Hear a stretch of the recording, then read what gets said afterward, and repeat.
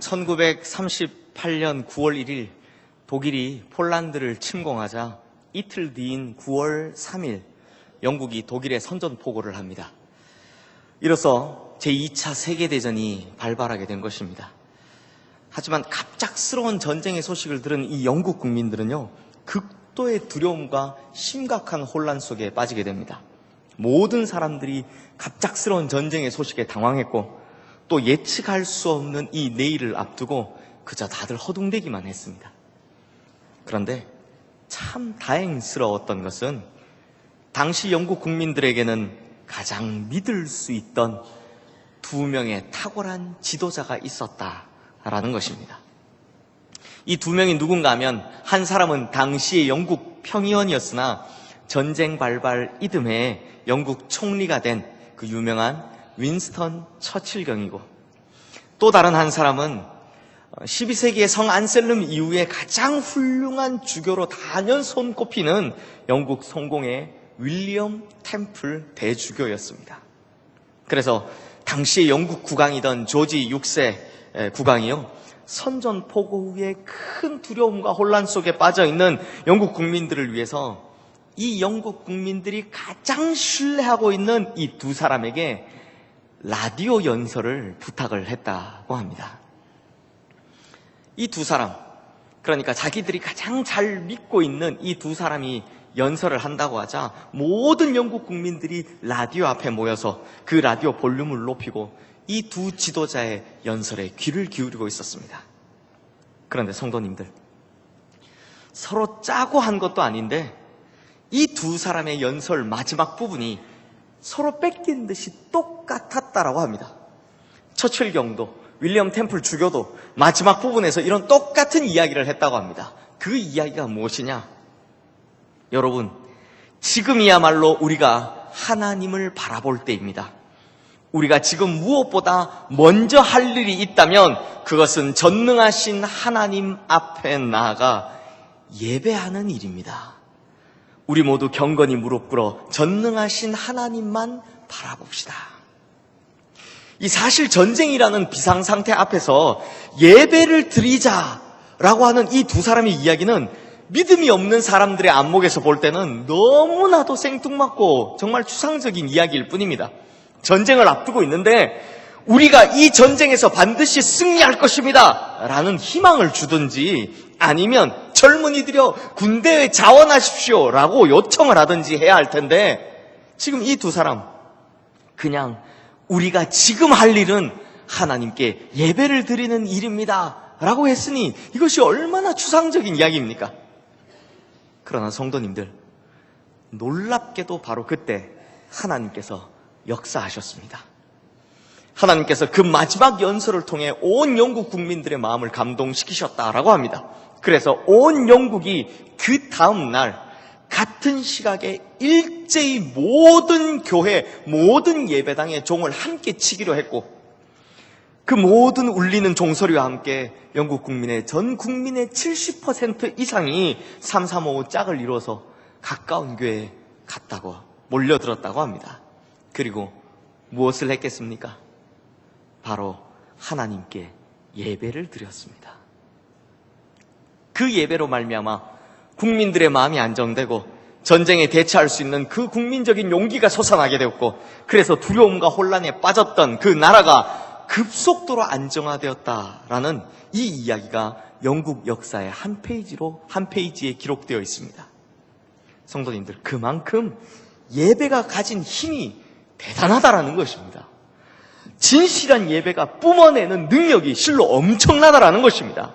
그러므로 예배에는 고통 속에서도 우리에게 평안을 주는 능력이 있고, 그리고 이 예배에는 상처받은 마음을 치유하고 회복시키며 또 새로운 용기를 주는 힘이 있다라는 것입니다. 어디에 있단 말입니까? 바로 예배에 있다라는 것입니다. 사랑하는 성도님들, 오늘 본문의 모세와 아론, 마치 윈스턴 처칠과 윌리엄 템플 주교처럼 하나님께서 선택하신 이 두 지도자는 지금 자기 백성을 애굽 땅에서 이끌어내기 위해서 애굽의 무시무시한 통치자인 바로왕 앞에 처음으로 마주서게 된 장면, 그것이 바로 오늘 본문의 이야기입니다. 그리고 이 두 명의 지도자에게 나온 그 첫 마디, 즉 일성이 무엇입니까? 오늘 본문 1절 말씀입니다. 우리 1절 말씀을 함께 읽겠습니다. 그 후에 모세와 아론이 바론에게 가서 이르되 이스라엘의 하나님 여호와께서 이렇게 말씀하시기를 내 백성을 보내라. 그러면 그들이 광야에서 내 앞에 절기를 지킬 것이니라 하셨나이다. 그런데 성도님들, 성경 읽으시다가 이 부분에서 좀 이상하다는 생각 안 해보셨습니까? 우리 생각에는요, 만약에 우리가 바로 앞에 섰으면 이제 우리 민족에게 대한 압제를 당장 멈추고 우리에게 자유를 주십시오. 그렇지 않으면 하나님께서 당신과 당신 나라에 큰 벌을 내리실 것입니다. 뭐 이런 직설적이고 단호한 메시지가 나와야 할 것 같은데 오늘 본문 1절 말씀은 전혀 그런 내용이 아닙니다. 모세 아론이 뭐라고 했습니까? 내 백성을 보내주십시오. 그러면 광야에 가서 절기를 지키겠습니다. 라고 부탁을 하고 있더라는 것입니다. 오늘 본문 3절 말씀도 똑같습니다. 우리 3절 말씀 함께 읽겠습니다. 그들이 이르되 히브리인의 하나님이 우리에게 나타나셨은즉 우리가 광야로 사흘길쯤 가서 우리 하나님 여호와께 제사를 드리려 하오니 가도록 허락하소서. 여호와께서 전염병이나 칼로 우리를 치실까 두려워하나이다. 여기서 여호와께 제사를 드리러 하오니라는 이 말을 요즘에 이 지금의 표현대로 하면 우리가 하나님께 예배 드리러 가겠습니다 라는 말입니다. 성도님들, 그래서 이전에 많은 성서학자들은요, 우리가 광야로 사흘길쯤 가서 하나님께 제사를 드리게 해달라라는 이 말에 대해서 모세가 바로를 속이고 있는 것이다 라고 해석을 해왔었습니다. 바로 앞에서 정말 하고 싶은 말은 따로 있는데, 그러니까 보자마자 우리 민족을 해방시켜 달라고, 우리에게 자유를 달라고 이렇게 강하게 이야기하고 싶었는데 처음부터 거부감을 느끼게 하면 곤란할까봐 그 속마음을 숨기고 좀 순화시켜서 한 이야기다라고 해석을 했었습니다. 그러니까 우선 좀 나가게만 해달라라고 술수를 부린 것이다라고 해석을 했다는 것입니다. 그런데 요즘은 이 기존의 해석이 틀렸다고 보는 학자들이 많습니다. 저도 마찬가지로 이 기존의 해석이 정확한 해석이 아니라고 생각합니다. 왜냐하면 오늘 본문 1절 말씀에 보면 이스라엘의 하나님 여호와께서 이렇게 말씀하시기를 이라고 시작하고 있기 때문입니다. 그러니 어떻게 하나님께서 하신 말씀을 고작 속임수나 술수 따위에 사용할 수 있겠습니까? 분명히 하나님의 말씀이라는 것입니다. 또 오늘 본문 3절 말씀에서도 마찬가지로 이러한 청유에 대해 히브리인의 하나님이 우리에게 나타나셨은즉, 즉 하나님께서 자신들에게 나타나 이렇게 말씀해 주셨습니다라는 전제를 깔고 있기 때문에 이것은 술수가 아니라 사실이라는 것입니다. 그렇다면 성도님들, 모세와 아론이 지금 바로 왕에게 전하고 있는 정확한 하나님의 말씀, 정확한 하나님의 의도가 무엇입니까? 오늘 본문 1절 말씀하고 3절 말씀을 자세히 들여다보면 하나님께서 내 백성을 보내라, 여기까지만 말씀하신 것이 아닙니다. 여기까지만 말씀하신 것이 아니라 하나님께서는 내 백성을 보내어 내 앞에서 예배하게 하라 라고 말씀하셨다는 것을 알 수 있습니다. 그러므로 지금 모세가 단순히 출애굽만을 요구한 것이 아니라 지금 모세는 바로에게 자신들에게 예배할 수 있는 특권을 달라라고 요구하고 있다라는 것입니다. 성도님들, 430년이나 노예 생활을 지냈던 것, 그것에서 자유를 얻는 것만으로도 굉장한 사건이지만, 그러면 자유를 얻고 난 후에 이제부터 뭘 하겠다는 말입니까? 그러므로 전자보다 후자가 훨씬 더 중요하다는 것입니다. 즉 출애굽보다 예배할 수 있는 특권을 가지는 것이 훨씬 더 중요하다는 것입니다. 단순히 고통에서 해방되는 자유를 얻는 것보다 그 아픈 역사를 치유하는 예배를 드리는 것, 이것이 훨씬 더 중요한 일이다라는 하나님의 말씀인 것입니다. 사랑하는 성도님들, 많은 분들이 그렇습니다. 많은 분들이 공경이나 역경에 빠져 있을 때 그것에서 빠져나오는 일에만 너무나 열중합니다.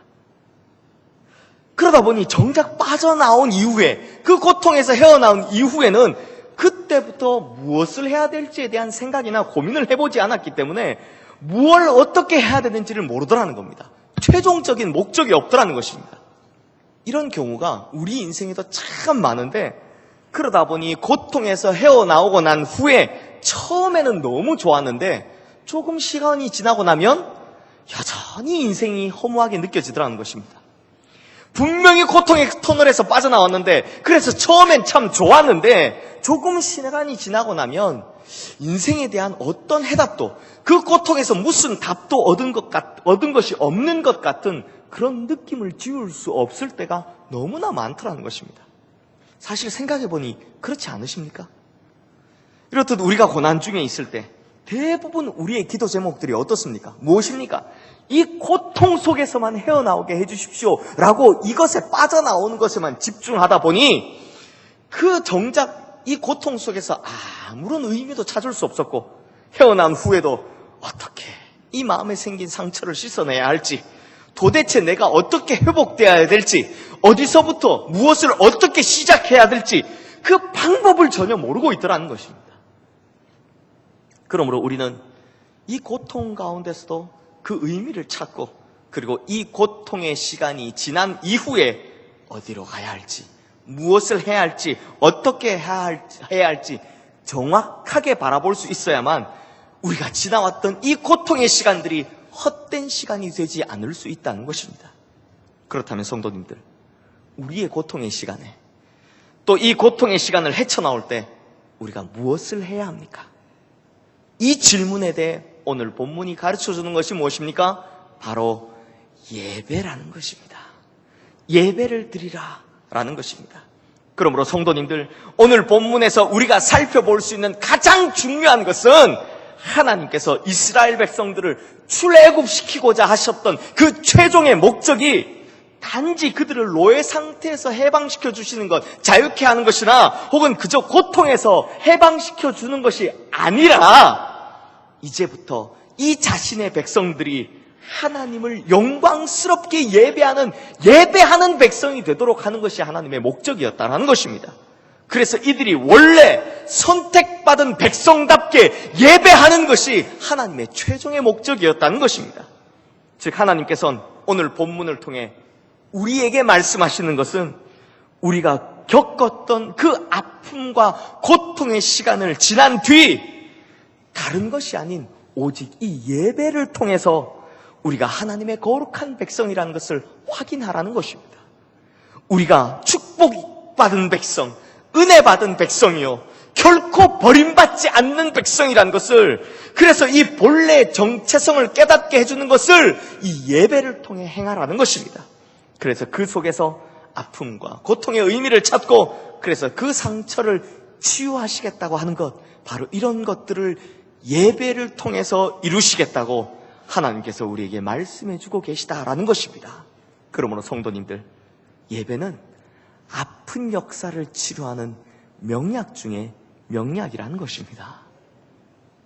그런데 여기 계신 성도님들 중에는, 에이 목사님, 제가 지금까지 얼마나 많이 예배를 드렸는데요, 제 나이를 생각하면 목사님보다 훨씬 더 많이 예배를 드렸을 겁니다.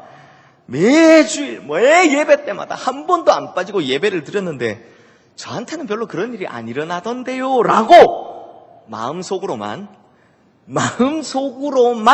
반문하고 계시는 분들이 계실 줄로 생각됩니다. 맞습니다. 왜냐하면 우리가 예배의 능력을 잃어버렸기 때문입니다. 그래서 제가 이런 능력을 가진, 이 능력을 잃어버리지 않은 진정한 예배를 드리기 위해서 오늘 본문에 나타난 세 가지를 아주 간단하게 말씀을 드리려 합니다.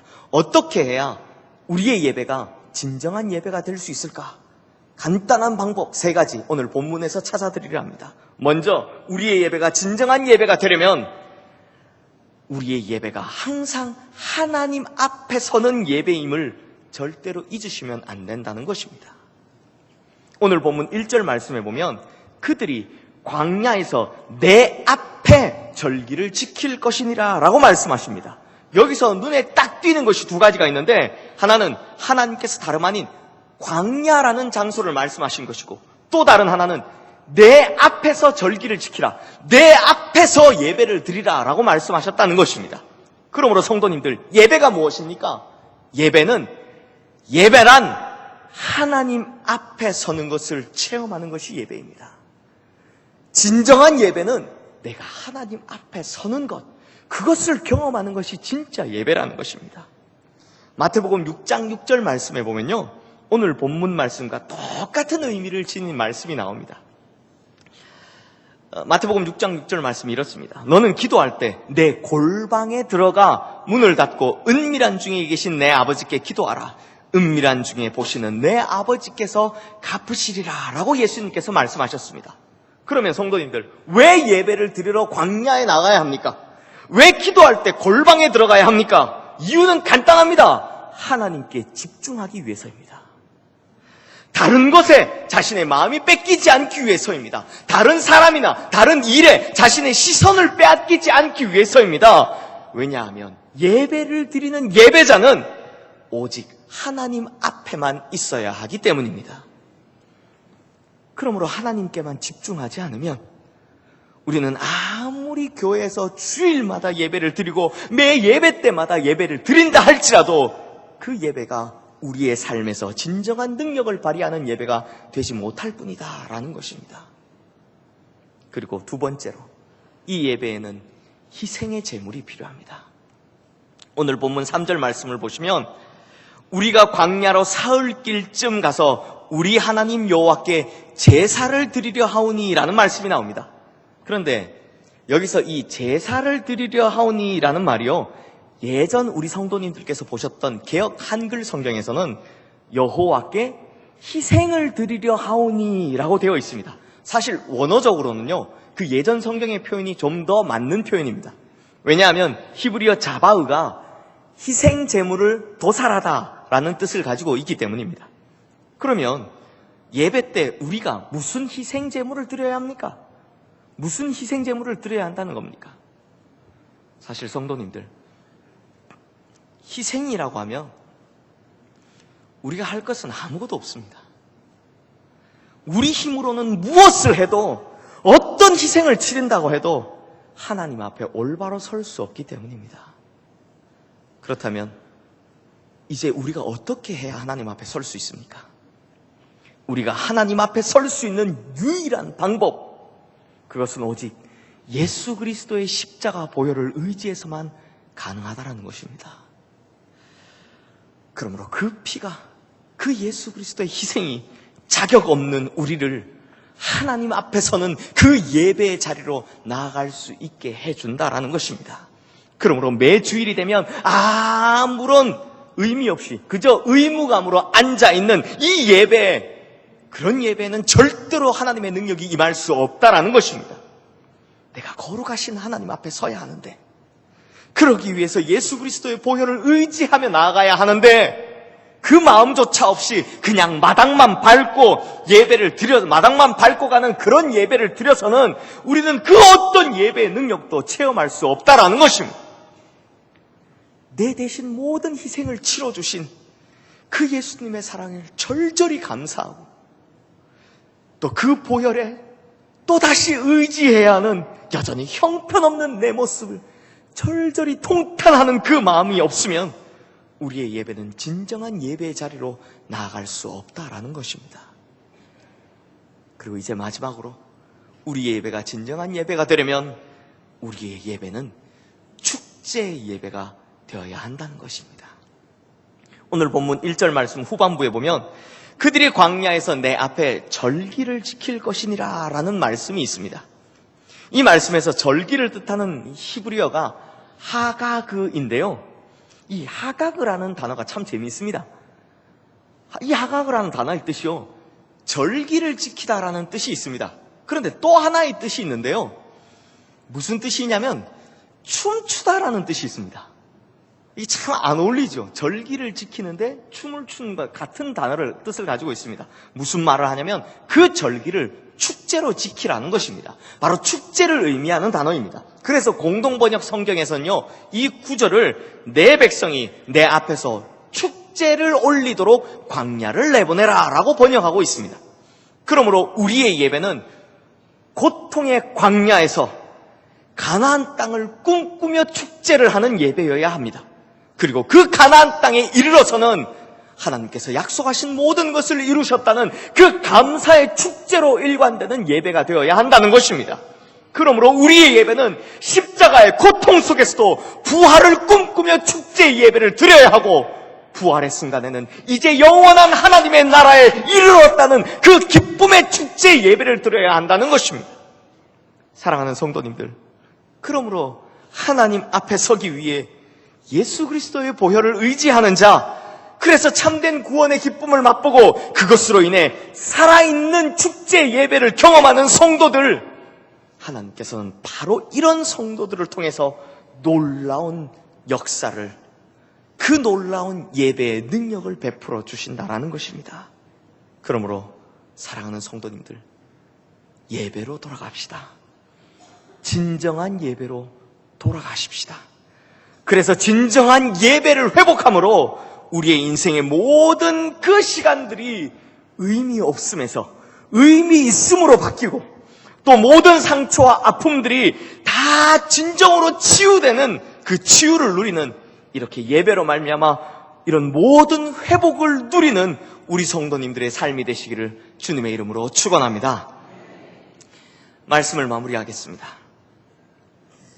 제2차 세계대전 후 전쟁의 장본인이었던 이 독일은요, 나라 전체가 폐허 상태가 되어서 그 상태가 너무나 비참했다라고 합니다. 어느 정도였냐면 국민들은 이 전쟁의 폐허로 인한 의욕 상실, 또 국가는 패전국이 책임져야 할 엄청난 그 빚더미 위에 앉는 바람에 경제 파탄. 그래서 예를 하나 들면 제대로 된 남아있는 집이 몇 개 없어서 한 집에 여러 가족들이 모여서 살아야 될 만큼 그 정도로 나라 전체가 피폐했고, 그래서 이 국민들이나 나라가요, 무엇을 회복해야 될 그 동력 자체를 잃어버린 상태였다고 합니다. 그러니 무엇부터 시작해야 될지, 어디서 어떻게 시작해야 될지를 그 방법도 모른 채 그냥 절망에, 그냥 좌절에, 그런 어려움에 빠져있는 채로 시간을 보내고 있었다고 합니다. 그런데 그때 쾰른이라고 하는 이 독일의 한 도시, 그 도시 한가운데 정중앙에 있는 큰 예배당, 교회가 하나 있었다고 합니다.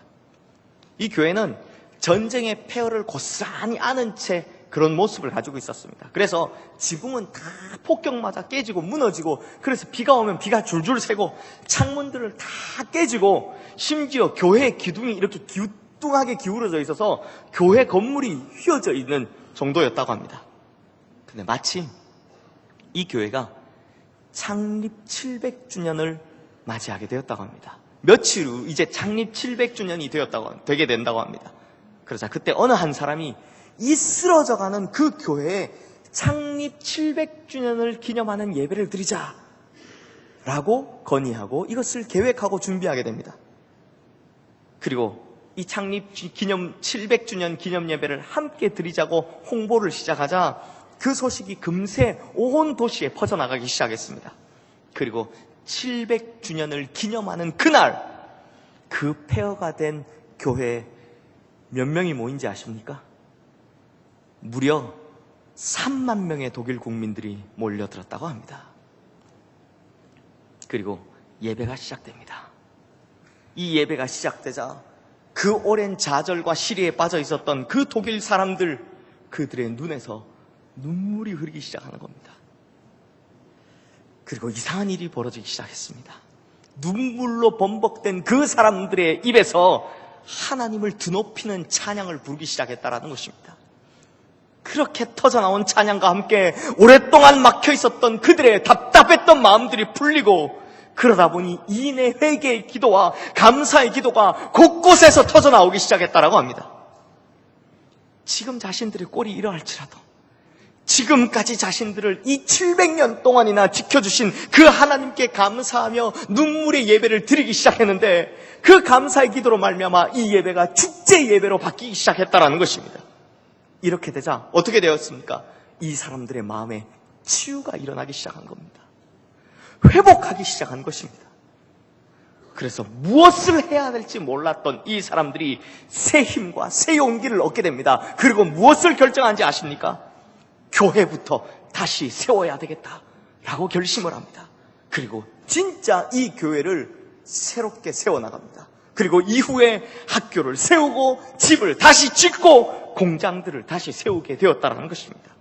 이 도시에 이 위대한 기적의 소식이 온 독일 국민들에게 전해졌고 그로 말미암아 이 독일 국민들이 함께 치유받고 회복되게 되었다는 것입니다. 단 한 번의 예배, 그 단 한 번의 예배로 말미암아 독일은 지금과 같은 강성한 나라로 다시 일어서게 되었다라는 것입니다. 사랑하는 성도님들, 이렇듯 단 한 번의 예배일지라도 진실된 예배가 가지는 능력은 엄청나다라는 것입니다. 이 예배의 위력은 실망과 좌절에 빠진 사람들을 살려냅니다. 그리고 이 예배의 위력은 패전국이 된 나라와 민족도 다시 살려내는 엄청난 역사를 일으킨다라는 것입니다. 그러므로 참된 예배를 경험하는 것, 그것이 역사를 바꿀 수 있다라는 것입니다. 예배가 살아나면요, 우리 성도님들 개인적으로 회복되고 치유되어서 새로운 삶을 시작할 수 있다는 것입니다. 예배가 살아나면 오랜 아픔을 겪고 있던 그 큰 상처를 입고 있었던 우리 교회도 회복될 뿐만 아니라 다시 부흥되게 될 줄로 믿습니다. 그리고 예배가 살아나면 지금 큰 아픔을 겪고 있고 정말 큰 어려움을 겪고 있는 한국교회, 특히 우리 교단, 새롭게 되는 변화되는 역사가 일어날 줄로 믿습니다. 그리고 예배가 되살아나면 이 나라와 민족이 다시 하나님께서 원하시는 선교의 강성한 나라로 일어서게 될 줄로 믿습니다. 그러므로 살아있는 예배를 드리는 그 성도를 하나님께서 다시 일으키십니다. 살아있는 예배가 있는 교회를 하나님께서 부흥시키시는 것입니다. 살아있는 예배의 영광을 체험하는 나라와 민족을 하나님께서 다시 새롭게 하신다라는 것입니다. 그러므로 사랑하는 시흥의 성도님들, 가장 먼저 우리 시흥의 성도님들부터 그리고 우리 교회부터 이런 참된 예배, 살아있는 예배, 진정한 예배를 드리기를 주님의 이름으로 축원합니다. 그러면 우리 성도님들의 인생이, 우리 교회가 역사를 치유하며 역사를 새롭게 바꿔나가는 위대한 인생, 위대한 교회가 될 줄로 믿습니다. 그렇게 되기를 주님의 이름으로 축원합니다. 기도하겠습니다. 하나님 아버지, 모든 고통의 시간에서도 우리의 진정한 삶의 목적이 오직 하나님께 예배하는 것임을 잊지 않게 하여 주시옵소서. 그러므로 하나님을 예배함으로써 인생의 모든 시간들이 의미 있게 하시고 진정한 예배를 드림으로 말미암아 인생은 회복되고 교회는 치유되며 나라와 민족은 새롭게 되는 역사를 경험하게 하여 주시옵소서. 그것을 위해 가장 먼저 우리 성도님들 개인의 예배가 회복되게 하여 주시고 우리 교회의 예배가 하나님의 임재를 경험하는 살아있는 예배, 진정한 축제의 예배가 될 수 있도록 역사하여 주시옵소서. 살아있는 예배를 통해 역사를 치유하실 뿐만 아니라 또한 새롭고 놀라운 새 역사를 일으켜 주시는 우리 주 예수 그리스도 이름으로 기도드리옵나이다. 아멘. 모두 자리에서 일어나